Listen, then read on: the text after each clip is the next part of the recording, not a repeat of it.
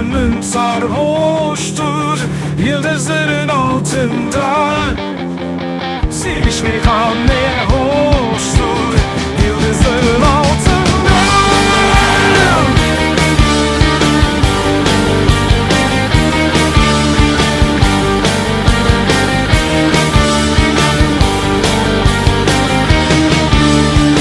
Benim gönlüm sarhoştur yıldızların altında. Sevişmek ne hoştur yıldızların altında. Mavi nurdan bir ırmak gölgelenir sığınca. Bir de ikimiz kalsak yıldızların altında. Gönlüm yansa da ecel beni alsa da, gözlerim kalmasa da yıldızların altında. Yanmam gönlüm yansa ecel beni alsa da, gözlerim kalmasa da yıldızların altında.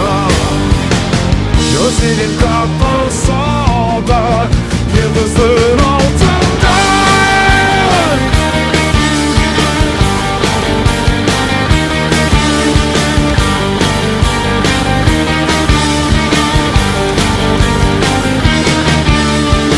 Benim gönlüm sarhoştur yıldızların altında. Sevişmek ne hoştur yıldızların altında. Yanmam gönlüm yansa da ecel beni alsa da, gözlerim kapansa da yıldızların altında. Yanmam gönlüm yansa ecel beni alsa da, gözlerim kapansa da yıldızların altında.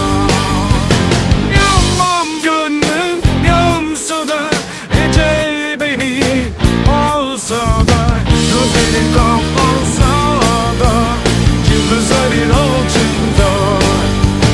Yanmam gönlüm yansa ecel beni alsa da, gözlerim kapansa da yıldızların altında.